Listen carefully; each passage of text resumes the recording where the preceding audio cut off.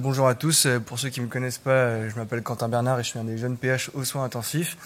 Et donc je remercie les organisateurs d'HCV de m'avoir proposé de parler de ce sujet intéressant qui est l'insuffisance mitrale ischémique. Et on va essayer de répondre à la question du traitement médical ou interventionnel. Donc pour resituer ça un petit peu, quelques généralités, c'est l'IM ischémique, une complication fréquente des cardiopathies ischémiques avec des IM au moins modérés chez 10 à 20% des patients atteints de cardiopathie ischémique. La prévalence elle est en hausse, notamment du fait du vieillissement de la population, mais aussi d'une meilleure prise en charge des patients après infarctus. Néanmoins, c'est un facteur de mauvais pronostic qui constitue un facteur de risque indépendant de décès de l'ordre de 15 à 40% selon les études et d'hospitalisation avec un risque d'insuffisance cardiaque multiplié par 3,6 d'après cette étude. Et on sait que la survie est directement corrélée avec la sévérité de l'insuffisance mitrale. Dans cette étude randomisée, on voit que plus la surface de l'orifice régurgitant est importante, moins bonne est la survie. Quelques mots physiopathologie. L'IM ischémique, c'est avant tout une IM fonctionnelle, une maladie du ventricule gauche d'origine ischémique avec des modifications de structure et de fonction du VG qui sont d'origine ischémique et qui vont entraîner un déséquilibre entre les forces d'attache et de fermeture dans la valve mitrale, celle-ci étant très dépendante des modifications de structure et de fonction du VG. Et donc ensuite, on va avoir une augmentation de la contrainte murale et de la précharge qui va aggraver la dilatation du ventricule gauche et de l'anneau mitral et aggraver l'insuffisance mitrale, le remodelage défavorable du ventricule gauche et évoluer vers l'insuffisance cardiaque avec une cascade d'effets et une auto-aggravation vers l'insuffisance cardiaque. Et secondairement, on pourra aussi voir apparaître un remodelage des feuillets qui va aggraver la restriction au niveau de la valve mitrale. Vous l'aurez bien reconnu à droite, la classification de Carpentier. Cette IM ischémique, on peut la classer en deux sous-types. Le type 1 avec la dilatation annulaire d'origine ventriculaire et ou le type 3B avec restriction systolique du feuillet mitral postérieur, classiquement dans le cadre de la séquelle inférolatérale. Alors pour illustrer ça, j'ai deux exemples. Je ne sais pas si ça va marcher. Non, je ne sais pas si on peut cliquer sur play pour les deux directement en régie ou si j'ai la main là-dessus. Non, j'ai pas l'impression. Donc, c'est dommage, mais c'est le cas d'un patient, voilà, c'est ça, qui a eu une séquelle inférolatérale avec, on le voit bien, une restriction systolique du feuillet mitral postérieur qui engendre, si vous pouvez mettre à droite, une insuffisance mitrale asymétrique, sévère, donc plutôt type 3B, cas classique de la séquelle inférolatérale qui va plutôt donner, qu'on voit plutôt dans les cas de FEVG et de VG peu dilatés, en tout cas moins que dans l'autre forme qui est celle-ci, qu'on peut davantage rattacher à la type 1, qui est le cas de la séquelle antérosepto-apicale assez étendue, si vous pouvez mettre sur play, avec un tenting bivalvulaire plus important, et on va le voir à droite, une IM plutôt symétrique. Donc ça, c'est souvent le cas de ventricule gauche plus dilaté et des FEVG plus altérés. Donc pour ce qui est de la prise en charge, ça, c'est les dernières recommandations européennes ESC, EACTS de 2021 qui traitent donc des valvulopathies et là, dans ce cas-là, de l'IM fonctionnel qui nous disent qu'en premier lieu, il faut effectuer un traitement médical optimisé au maximum par une équipe d'insuffisance cardiaque, plus ou moins avec l'aide d'une IPA et de réadaptation cardiaque, et évaluer de façon concomitante la possibilité d'une revascularisation en fonction de l'anatomie coronaire, de la FFVG et de l'ischémique viabilité. Et que si cette revascularisation doit être faite par voie chirurgicale et qu'il y a une IM sévère associée, là, il n'y a pas de débat, c'est chirurgie de pontage et de la valve mitrale associée. Dans le cadre de l'IM modéré, c'est plus débattu, il y a assez controversé, il n'y a pas de preuves scientifiques fortes dans la littérature. En revanche, si le patient n'est pas éligible à une revascularisation par voie chirurgicale, eh bien, on va effectuer une revascularisation plutôt par voie percutanée et réévaluer ensuite. Donc pour ce qui est du traitement médical, c'est systématique, c'est pour tous les patients, c'est la première étape. L'objectif étant d'inverser, de prévenir le remodelage du VG et l'altération de la FEVG. Il y a aussi des traitements qui ont un effet limitant le remodelage des feuillets, notamment par la voie du TGF-bêta. C'est notamment le cas des IOC-ARA2. Donc il n'y a pas de recommandation spécifique qui cible l'IM ischémique. C'est les traitements de l'insuffisance cardiaque à FEVG altérée qui ont déjà été bien décrits par M. Trochu juste avant. Et ça peut permettre de réduire l'IM jusqu'à 28 à 50% selon les différentes études. Donc ces traitements, c'est les 4 fantastiques que vous connaissez bien. IEC ARA2, sacubitril/valsartan, avec une efficacité démontrée plus importante du sacubitril/valsartan sur le valsartan dans un essai randomisé sur la réduction de l'IM. Donc c'est forcé d'aller jusqu'à ce traitement quand il n'est pas en place. Les bêta-bloquants, les inhibiteurs des récepteurs aux minéralocorticoïdes, et puis plus récemment les ISGLT2. Donc il faut idéalement introduire ces 4 traitements et les titrer au maximum et associer évidemment le contrôle de la volémie par les diurétiques. Ça, c'est une étude italienne observationnelle que j'avais trouvée intéressante, qui comparait les patients pris en charge par Mitraclip pour des IM fonctionnels sévères, avec un bon résultat au décours, qui étaient aussi traités médicalement. Et il comparait chez ces patients ceux qui avaient maintenu ou optimisé leur traitement médical et ceux qui l'avaient diminué. Et on voit que, même si on ne connaît pas précisément dans cette étude les raisons de la diminution du traitement, ceux qui avaient réduit leur traitement avaient une moins bonne survie, des statuts fonctionnels moins bons et des IM plus sévères dans le cadre du suivi. Donc, bien que ce soit une étude observationnelle, ça montre quand même l'importance du traitement médical, même après une éventuelle prise en charge valvulaire. Donc on l'a dit ensuite aussi, bien évidemment, évaluer l'anatomie coronaire et la possibilité d'une revascularisation en fonction de la FEVG, l'ischémie viabilité. Et après une éventuelle revascularisation et une optimisation du traitement médical, chez les patients qui restent symptomatiques avec des IM sévères, discuter la possibilité d'une resynchronisation qui peut permettre de réduire l'IM jusqu'à 50% dans certaines études, mais avec, on sait, des efficacités plus limitées en cas de séquelles latérales. Et donc c'est seulement après l'optimisation maximale du traitement médical, éventuellement associé à une revascularisation et éventuellement associé à une resynchronisation, chez les patients qui vont garder des IM ischémiques sévères et symptomatiques, qu'on va envisager une prise en charge de la valve mitrale. Et donc ça c'est la suite des recommandations européennes qui nous dit que, alors pour ce qui est de la chirurgie, je détaillerai après, mais c'est du niveau de preuve B, niveau de preuve C, recommandation de grade 2B pour les chirurgies isolées de la valve mitrale. Il n'y a pas de preuve forte. C'est vraiment s'il y a une autre, on voit un petit B à côté, une autre prise en charge associée, notamment valvulaire, aortique ou tricuspide, s'il n'y a pas d'indication en dépontage.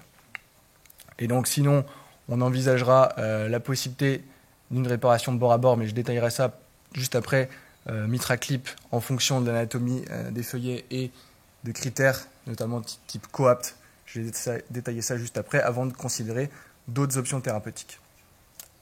Donc la chirurgie, je le disais, dans les dernières recommandations, grade 2B, niveau de preuve C, pour des chirurgies isolées de la valve mitrale dans ces formes-là.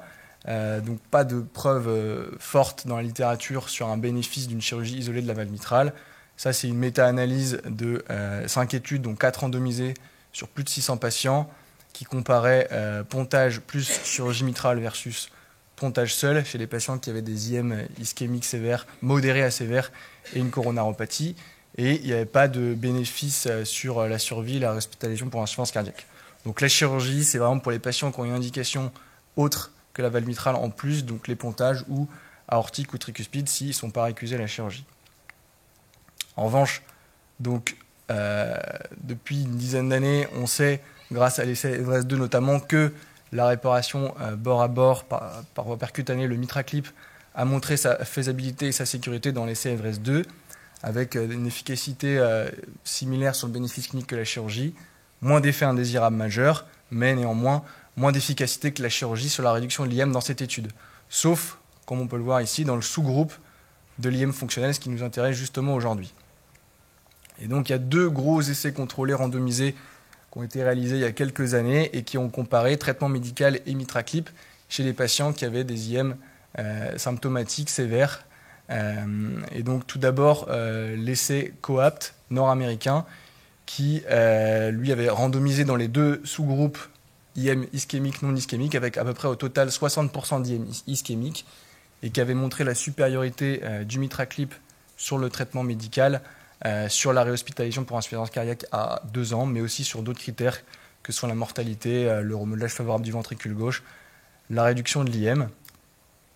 En revanche, l'essai européen sorti à peu près à la même époque, MITRA-FR, lui, n'avait pas montré de supériorité du MitraClip sur le traitement médical, sur la réhospitalisation et la mortalité à 1 et 2 ans.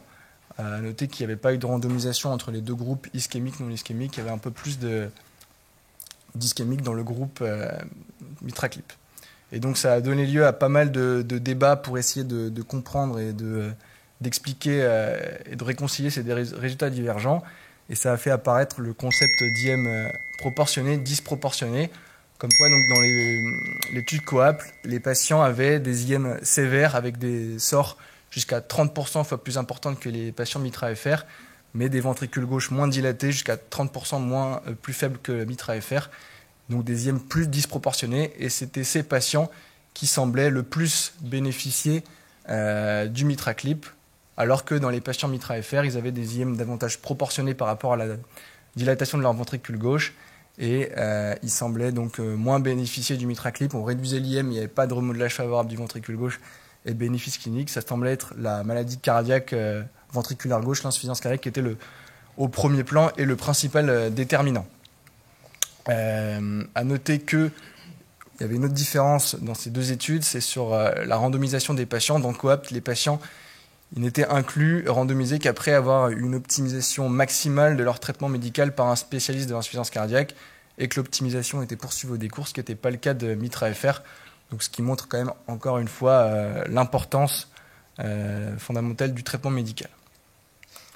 Donc, dans les dernières recommandations, le MitraClip, c'est du grade 2A chez les patients qui ont une anatomie favorable pour la réparation bord à bord et qui répondent plutôt aux critères COAPT, donc d'IM disproportionné avec notamment des ventricules gauches pas trop dilatés et des IM plutôt sévères.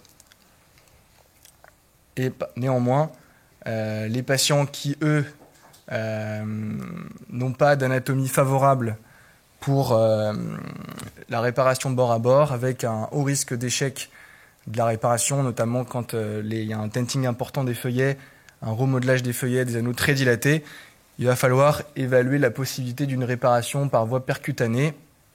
On a deux types d'interventions, les prothèses implantées par voie transapicale, c'est la Tendyne, ou par voie transseptale, notamment la iLife qu'on a déjà implantée au CHU de Nantes.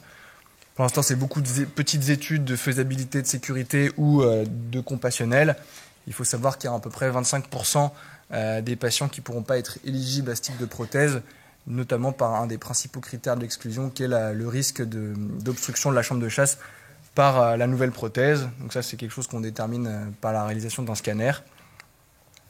Néanmoins, c'est quand même des éléments assez prometteurs puisque ça, c'est une étude prospective internationale sur une centaine de patients qui montrait que les résultats, donc c'est la Tendyne, patients pris en charge pour des IM sévères, principalement fonctionnels, il y avait quand même des résultats assez spectaculaires sur la réduction de l'insuffisance mitrale et sur le bénéfice fonctionnel. Donc, juste pour vous illustrer la variabilité des phénotypes qu'on peut avoir, si on peut mettre play sur les vidéos. Donc ça, c'est un patient qui, j'avais montré au début, avait une IM plutôt sévère, type 1, avec une large séquelle antéro-septo-apicale, chez qui on a optimisé le traitement médical au maximum et qui a permis d'avoir un remodelage favorable du ventricule gauche et une réduction de la fuite mitrale, et on s'en est tenu là. Et en revanche, si on peut faire play, autre patient que j'avais montré au début qui avait une large séquelle inférolatérale malgré la réadaptation cardiaque, malgré la revascularisation et l'optimisation du traitement médical, qui gardait une IM sévère symptomatique et donc qu'on a pris en charge par MitraClip avec un succès notable. Donc, en guise de conclusion, l'IM ischémique, c'est une complication fréquente des cardiopathies ischémiques, c'est de mauvais pronostics, ça aggrave l'insuffisance cardiaque.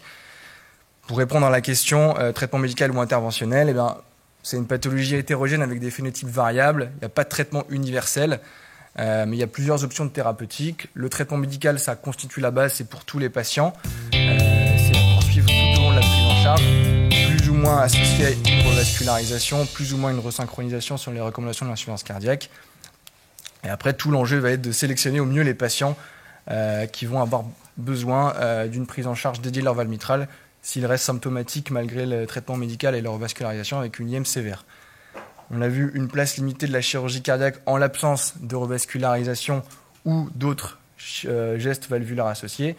Quand il y a une indication à des pontages, il n'y a pas de débat, c'est chirurgie de pontage et de la valve mitrale si elle est liée mais sévère.